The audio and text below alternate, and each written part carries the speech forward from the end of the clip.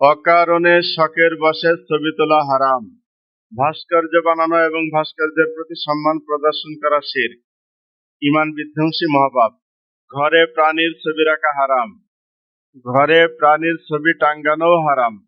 জাবির রাদিয়াল্লাহু তাআলা আনহু থেকে বর্ণিত, তিনি বলেন, প্রিয় নবী মুহাম্মদ রাসূলুল্লাহ সাল্লাল্লাহু আলাইহি ওয়াসাল্লাম বলেছেন, নাহা রাসূলুল্লাহ সাল্লাল্লাহু আলাইহি ওয়াসাল্লাম আনিস সূরাতি ফিল বাইত ওয়া নাহা আন ইউসনা যালিক।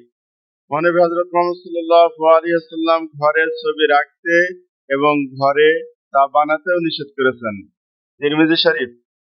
আম্মাজান আয়েশা সিদ্দিকা রাদিয়াল্লাহু তাআলা আনহা থেকে বর্ণিত, তিনি বলেন, মহানবী হযরত মুহাম্মদ সাল্লাল্লাহু আলাইহি ওয়াসাল্লাম বলেছেন, ইন্না আশাদ্দান নাসি আযাবান ইয়াউমাল কিয়ামাতি আল্লাযীনা ইউযাফুনা বিখালকিল্লাহ।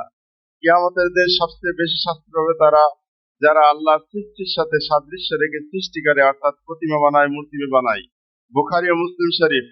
আব্দুল্লাহ ইবনে মাসউদ রাদিয়াল্লাহু তাআলা থেকে বর্ণিত, তিনি বলেন, আমি মহানবী হযরত মুহাম্মদ সাল্লাল্লাহু আলাইহি ওয়াসাল্লামকে বলতে শুনেছি, ইন্না আশাদ্দান নাসি আযাবান ইয়াউমাল কিয়ামাহ আল মুসাব্বিরুন। নিশ্চয় কিয়ামতের দিন সবচেয়ে বেশি শাস্তি পাবে তারা, যারা ভাস্কর, যারা মূর্তি প্রতিমা নির্মাণকারী। বুখারী ও মুসলিম শরীফ। আব্দুল্লাহ ইবনে আব্বাস রাদিয়াল্লাহু তাআলা আনহু থেকে বর্ণিত হাদিস, তিনি বলেন, প্রিয় মুহাম্মদ রাসূলুল্লাহ সাল্লাল্লাহু আলাইহি ওয়াসাল্লাম বলেছেন, কুল্লু মুসাওবিরিন ফিন্নার ইউজআলু লাহু বিকুল্লি সূরাতিন সাওয়ারাহা নাফসুন ফাতুআযাবু ফি জাহান্নাম। প্রত্যেক প্রতিমা নির্মাণকারী, মূর্তি ও ভাস্কর নির্মাণকারী জাহান্নামে যাবে। প্রত্যেক ছবির পরিবর্তে তার জন্য একটি করে প্রাণী ঠিক করে রাখা হবে, যে তাকে সর্বদা জাহান্নামের মধ্যে অবিরাম শাস্তি দিতে থাকবে। মুসলিম শরীফ। যে ব্যক্তি, মহানবী সাল্লাল্লাহু আলাইহি ওয়াসাল্লাম বলেন, যে ব্যক্তি দুনিয়াতে কোনো ছবি আঁকে বা মূর্তি বানায়, কিয়ামতের দিন তাকে সে ছবি বা মূর্তিতে রূহ দিতে বলা হবে, কিন্তু সে কখনোই তা করতে পারবে না, আর এর শাস্তি তাকে অবিরাম পেতে হবে অনন্তকাল কিয়ামতের দিন। বুখারী ও মুসলিম শরীফ।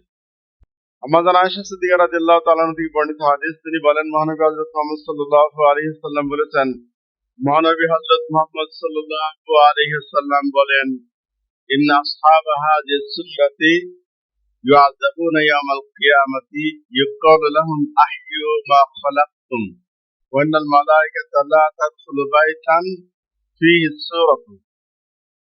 নিশ্চয় এই সমস্ত প্রতিমা নির্মাণকারীগণ, এই সমস্ত মূর্তি এবং ভাস্কর্য নির্মাণকারীগণ, যাদেরকে কিয়ামতের দিন কঠিন শাস্তি প্রদান করা হবে, তাদেরকে বলা হবে, তোমরা যে ভাস্কর্য, মূর্তি, প্রতিমা সৃষ্টি করেছো, এগুলো প্রাণ দাও। তারা প্রাণ দিতে পারবে না, তখনই তাদের উপরে শাস্তি শুরু হয়ে যাবে। আর সেই বাড়িতে ফেরেশতা প্রবেশ করে না যে বাড়িতে কোনো ছবি থাকে। বুখারী ও মুসলিম শরীফ। আবু হুরায়রা রাদিয়াল্লাহু তাআলা আনহু থেকে বর্ণিত হাদিস, তিনি বলেন, প্রিয় নবী মুহাম্মদ রাসূলুল্লাহ সাল্লাল্লাহু আলাইহি ওয়াসাল্লামকে আমি বলতে শুনেছি, মহান আল্লাহ তাআলা বলেছেন, আমান আযলামু মিম্মান যাহাবা ইয়াখলুকু কাখালকি ফালইয়াখলুকু হাববাতান ওয়ালিয়াখলুকু যাররাতান ওয়ালিয়াখলুকু শাইরাতান। সেই ব্যক্তির চেয়ে জালেম আর কে আছে, যে ব্যক্তি আমার সৃষ্টির ন্যায় সৃষ্টি করতে চায়, মূর্তি, প্রতিমা, ভাস্কর্য নির্মাণ করতে চায়, ছবি আঁকতে চায়। তারা একটা সৃষ্টি করুক, ছোট্ট একটা সৃষ্টি, একটা দানা তারা সৃষ্টি করুক, যাদের তাদের সক্ষমতা, ক্ষমতা থাকে।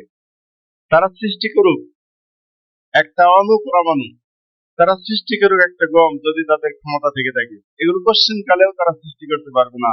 তাহলে তারা কেন প্রতিমা, মূর্তি, ভাস্কর্য নির্মাণ করে? এগুলোর ভিতরে প্রাণ তো তারা দিতে পারে না। নির্জীব এগুলো সৃষ্টি করে তারা সৃষ্টির সাথে, আল্লাহর সাথে সাদৃশ্যপূর্ণ সৃষ্টিকর্তা হতে চায়, বনে যেতে চায়। এটা মহাপাপ। এর একমাত্র শাস্তি হলো জাহান্নাম। বুখারী ও মুসলিম শরীফ। দ্বিতীয় নব্য স্বাধীন হওয়া মুসলিম অধ্যুষিত এই বাংলাদেশে আমরা প্রতিমা, ভাস্কর্য, মূর্তি দেখতে চাই না। শুধুমাত্র যাদের ধর্মে সমস্ত পূজা করা, আরাধনা করা ধর্মীয় কর্মকাণ্ড হিসেবে বিবেচনা করা হয়, কেবলমাত্র তারাই তাদের উপাসনালয়ে এগুলো রেখে উপাসনা করবেন। কোন মুসলমান যেন এগুলো না করে, এবং কোন মুসলমানকে যেন এগুলোর প্রতি সম্মান প্রদর্শন করতে বাধ্য করা না হয়, তার জোর দাবি করছি।